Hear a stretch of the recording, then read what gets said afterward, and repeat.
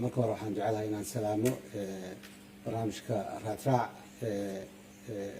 muxuu ahaa TV-ga qaranka inta dhagaysato iyo inta daawato iyo inta ka shaqaysa dhammaan waa salaamaya waan u hambalyeynaya barnaamijka intaa kadib waxaan rabaa inaan ummadda Soomaaliyeed maanta la wadaagno muxuu ahaa gunaanadkii imtixaankii sanad dugsiyeedkii la soo dhaafay 2018 2019 wasaaraddu iyo howlwadeennada wasaaradda runtii iyadoo kaashanayo dhammaan bahda waxbarashada waxaa si habsame leh loo soo gunaanaday sixitaankii iyo qoritaankii natiijada waxaana runtii ammaan mudan intii ka shaqaysay intii wasaaradda taakuleysay oo kaalmaysay waxaan jecelahay inaan u hambalyeeyo dhammaan ardadii imtixaankaas ka qayb gashay kuwoodii gudbay iyo kuwooda aan gudbinba waxaan jecelahay inaan u hambalyeeyo dhammaan waalidiintii runtii juhdiga badan gelisay ardadana soo gaarsiisay ubadkooda inay meeshaas soo gaaraan oo caawo ku naaleyn doono guul iyo mataqaana farxad haddii muxuu ahaa ardaygu gudbay iyo hadduusan gudbinba waxaa kaloon rabaa inaan halkan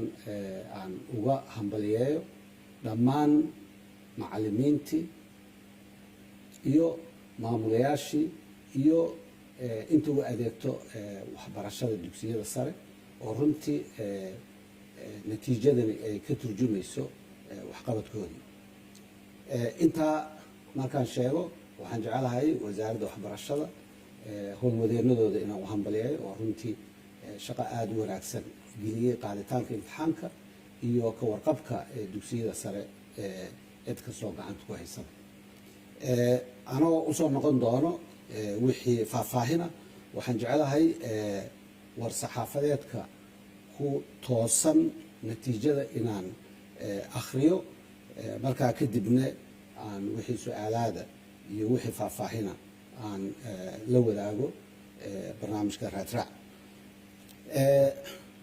war saxaafadeed wasaaradda waxbarashada hidaha iyo tacliinta sare iyadoo gudanaysa waajibaadkeeda shaqo ee ku aadan u adeegidda ummadda Soomaaliyeed ayaa waxaa sharaf iyo farxad weyn u ah in maanta oo ku beegan talaado 23 Luulyo 2019 in ay soo bandhigto natiijada imtixaanka shahaadiga ah ee fasalka 12aad ee sanad dugsiyeedka 2018-2019 waxaa imtixaanka la qaaday 27 ilaa 31 bishii Maajo ee 2019 isla markaana lagu galay 106 xarumood oo ku kala yaala gobolada dalka waxaa guud ahaan sanadkan imtixaanka u fariistay 29,434 arday oo natiijadooda celceliska ahaan hoos ku xusan halka 10ka arday ee ugu sarreysay guud ahaan imtixaanka magacyadooda iyo natiijadooda ay tahay sida soo socota sida aan sheegnay imtixaanka waxaa u fariistay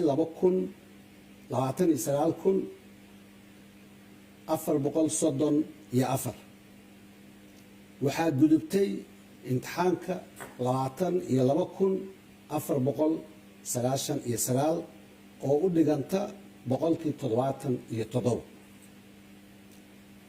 waxaa haray oo aan gudbin tiradan 6,937 oo u dhiganta 23%. wiilasha imtixaanka galay waxay tiradooda ahaa 18,584 wiilasha gudbay imtixaanka ee guuleystay waxay tiradoodu dhan tahay 14,000 337 oo u dhiganta 75 boqolkiiba.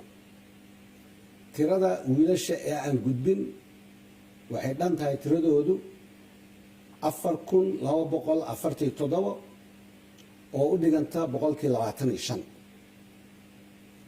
tirada gabdhaha guud ahaan galay imtixaanka waa 10850. inta gudubtay waa 8162. inta aan gudbin waa 2688 oo u dhiganta 25%. inta gudubtayna waxay u dhigantaa 75%. magacyada ardayda ugu sarreysay 10ka ugu sarreysay iyo dugsiyada ay ka socdaan ay natiijada heleen waxay u qormaysaa sidan soo socda: luqmaan maxamed nuur maxamed oo ka soo baxay dugsiga alfajar wuxuu helay 95.43.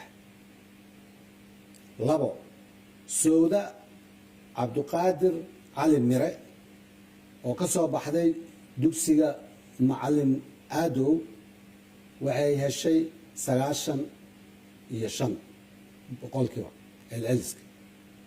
saddex, cabdirasaaq cismaan cabdiraxmaan wuxuu ka soo baxay moonlight heliwaa wuxuu helay 94.5.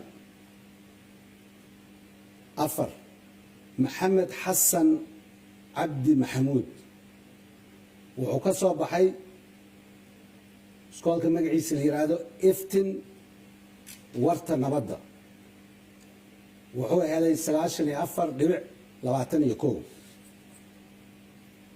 shan, cadnaan maxamed ibraahim nuur wuxuu ka qalin jebiyey dugsiga maamuur hodan wuxuu helay 94.14. lix, shamsudiin maxamed cali yuusuf wuxuu ka qalin jebiyey dugsiga syl caymiska wuxuu helay 94.7. toddobo, cabdiraxiim cali qaasim cabdulle wuxuu ka qalin jebiyey dugsiga soos wuxuu helay 94. sideed, cabdi abuukar maxamed yaxye wuxuu ka qalin jebiyey dugsiga macalin aadow wuxuu helay 93.93. sagaal, cabdifataax cabdulaahi xaashi wuxuu ka qalin jebiyey cumar alfaaruuq calaalo wuxuu helay 93.86. ardayga tobanaad waa ciise cabduqaadir cabdiraxmaan wuxuu ka qalin jebiyey dugsiga naylayn oo ku yaalla warta nabadda wuxuu helay 93.64. haddaba waxaa lagu wargelinayaa dhammaan ardayda imtixaanka sanad dugsiyeedka 2018-2019 u fariistay inay natiijadooda ka fiiriyaan mareegtada www.sonneb waa SONEB.gov oo u qormayso gov.so. waxaad ka fiirsan doontaa shaashadda aad hadda idin hor taallo iyadoo muddo ku qoraanayso si aad u guursataan. halka qof kasta oo natiijada roll numberkiisa si uu u arko natiijada gaarka ah. macnaheedu waxa waaye markaa websitekaas geshid waxaa arki doontaa meel ku warsanayso inaad roll numberkaaga gelisid. markaa gelisidna natiijadaadaad helaysaan insha allah. wasaaradda waxay u mahad celinaysaa dhammaan intii gacan ka geysatay taabagelinta imtixaanka oo ay ugu horeeyaan madaxda iyo howlwadeennada wasaaradda waxbarashada heer federaal iyo heer dowlad goboleedba, hay-adaha amniga, macallimiinta iyo bahda waxbarashada dhammaantood. wabilaahi towfiiq. meeshaas ayaa war saxaafadeedkeeni uu ku dhan yahay. waa mahadsantii. waayahay wasiir, inta aanan su-aalaha guda gelin waxaan daawadayaasha kusii adkeynaynaa fariinta wasiirka ahayd in website-ka wasaaradda waxbarashada oo shaashadda idinkaga muuqda oo haddaba shaashadda aad toos uga jeedaan inay halkaas ka qorataan, ardayguna uu galo halkaas kadib serial numberkiisa uu geliyo uuna natiijadiisa ka heli doono. sidoo kale websaydyada dowladda ee warbaahinta qaranka sida sona iyo radio muqdisho.net ayaad iyaguna ka heli kartaan oo aad halkaas kugu soo bandhigi doonaa. wasiir, markaa natiijada intaa kaga nimaadno, ardayda kaalimaha hore ee galay dowladda sida looga bartayba deeqo waxbarasho ayaa lagu abaalmarin jiray.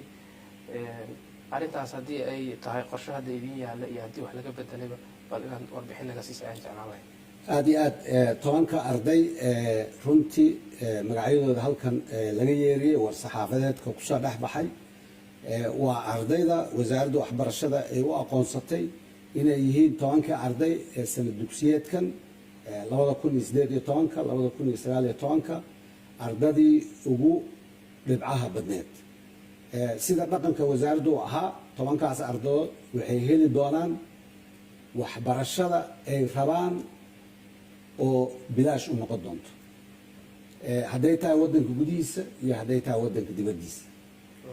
10kaas arday minxooyinka ama scholarshipska ugu wanaagsan oo iyagu doortaan ayay helayaan insha allah.